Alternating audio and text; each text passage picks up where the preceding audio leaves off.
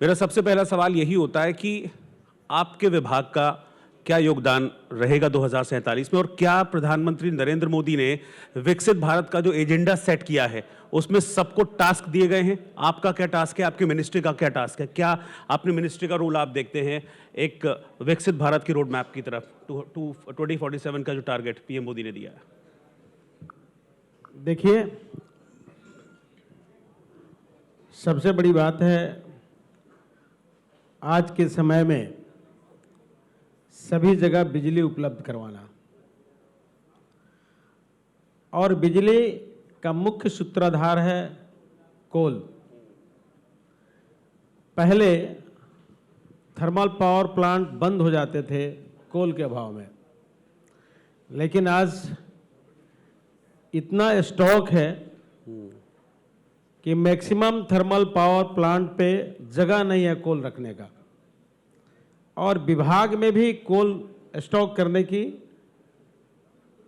जगह कम पड़ रही है। काफी मात्रा में उत्पादन हो रहा है और आज गांव से लेकर शहर तक सभी जगह बिजली उपलब्ध है।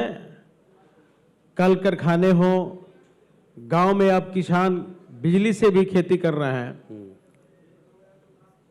आज कहीं भी कोल कम नहीं है और देश को आगे बढ़ाने के लिए आज के समय में बिजली बहुत महत्वपूर्ण योगदान दे रहा है। आपने बिजली की बात की तो मैं एक छोटा सा एग्जांपल देता हूं। जो डेवलप्ड नेशंस हैं उनकी एक क्वालिटी ये भी है कि वहां अनटिल अनलेस कोई मेजर ब्रेकडाउन ना हो जाए लाइट नहीं जाती है। हम उस सिचुएशन में कब पहुंचेंगे? 2047 में 22 साल का इंतजार करना पड़ेगा या उससे पहले आप देख रहे हैं कि हम इस सिचुएशन में आ जाएंगे? देखिए, लगातार हम लोग सौर ऊर्जा पे भी काम कर रहे हैं। अभी अभी हमारे सीनियर आदरणीय भूपेंद्र जी ने बताया आपको, और मिशन पे है हम लोग सौर ऊर्जा पे अधिक से अधिक काम कर सकें। फिर भी दोनों बैलेंस करके अभी हम चल रहे हैं। 2047 तक हम अपनी योगदान विकसित भारत में काफी महत्वपूर्ण होगी और आगे मजबूती के साथ देश को आगे बढ़ाने में हम लोग की योगदान, विभाग का योगदान 100% रहेगा। अच्छा सतीश जी, क्योंकि अवैध कोयला कारोबार को लेकर या अवैध कोयला खनन को लेकर लगातार जो शिकायतें थी वो आती थी, हालांकि हम इस बात को भी मानते हैं कि आप लोगों ने बहुत अच्छा काम किया है और काफ़ी हद तक उस काले कारोबार को रोकने में अपनी जो भूमिका है वो निभाई है। कहाँ तक अभी लक्ष्य हासिल हुआ है और कितना आगे जाना बाकी है? देखिए, आपने अवैध कोयला की बात जहां तक की, स्टेट गवर्नमेंट की जिम्मेवारी होती है। हम खदान के अंदर ही अपना काम करते हैं और जब भी वहाँ अवैध खनन की बात होती है, अवैध चोरी की बात होती है, तो स्टेट गवर्नमेंट को सूचित किया जाता है और स्टेट गवर्नमेंट उस पर काम करती है। तो जहाँ की सरकार स्ट्रिक्ट है वहाँ अच्छा से काम हो जाता है, जहाँ सरकार थोड़ा स्ट्रिक्ट नहीं है वहाँ परेशानी होती है। कभी जमाना था कि कोल सिगरेट के पन्नी पे अलॉट होता था, आज हम जेम पोर्टल के माध्यम से 100% पारदर्शिता के साथ काम करते हैं। जितना मजबूती से काम हो सकता है विभाग प्रयास कर रहा है, हम लोग प्रयास कर रहे हैं। अच्छा, प्रधानमंत्री नरेंद्र मोदी को कहते हैं कि मतलब बड़ा आउटपुट ओरिएंटेड शख्स हैं, और क्या आपको लगता है कि वो एक हार्ड टास्क मास्टर हैं या उनको लगता है कि आपको कि मतलब जो वो कहते हैं कि हमको ये काम चाहिए वो सबसे लेते भी? देखिए, काम करने का अलग अलग अंदाज है। कुर्सी वही है, पहले के प्रधानमंत्री उस कुर्सी पर बैठते थे और बैठने वाला केवल चेंज हुआ। तो टाइम बेकार गंवाना नहीं चाहते हैं। मिनट मिनट का उपयोग हो, सदुपयोग हो, देश के लिए काम कर सके हम, देश के काम आ सके हम, इसके लिए आदरणीय प्रधानमंत्री जी तत्पर रहते हैं, हर विभाग तत्पर रहता है और उनके दिशा निर्देश में हर विभाग में काम होता है और अच्छा से होता है। अच्छा, वो मन की बात भी करते हैं और हमने देखा है कि कई बार विद्यार्थियों के बीच में भी पहुंच जाते हैं, उनकी पाठशाला ले लेते हैं। अभी क्रिकेट खिलाड़ियों से भी मिले थे, तो क्या ऐसे कोई मिनिस्टर्स की भी पाठशाला लगती है या मिनिस्टर्स का भी ओरिएंटेशन होता है जिसमें बात करते हैं या कुछ डायरेक्टिव स्पेशल देते हैं? बिल्कुल बिल्कुल, सब किसी को बुला के विभाग का रिव्यू के साथ साथ सामाजिक वर्ग पे भी चर्चाएं कभी कभी होती है। और जहाँ तक प्लेयर हैं या स्टूडेंट हैं या सामाजिक गतिविधि है, वो भी भारत का अभिन्न पार्ट है।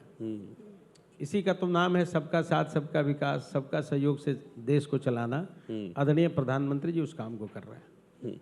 अच्छा, आप अपने राज्य को कितनी बड़ी चुनौती देखते हैं, मतलब कोल में या माइनिंग सेक्टर में आप अपने राज्य के लिए क्या कर रहे हैं? मतलब आपका राज्य कहाँ पर, अगर हम देखें किस रैंकिंग में आप देखना चाहते हैं, क्या नंबर देंगे उसको?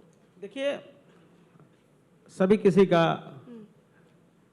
एक सिकनेस होता है अपने प्रदेश के प्रति, अपने लोकल कंस्टिट्यूएंसी के प्रति, लेकिन हम देश हित में काम कर रहे हैं।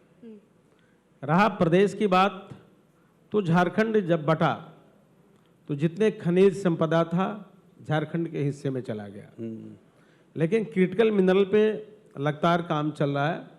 बिहार में कुछ खदानें मिली है, उसका भी ऑक्शन हुआ है और भविष्य में और तेजी से जो झारखंड से सटा हुआ इलाका है, कोल का भी 2 ब्लॉक मिला है, उसका भी ऑक्शन में हम लोग लेने जा रहे हैं।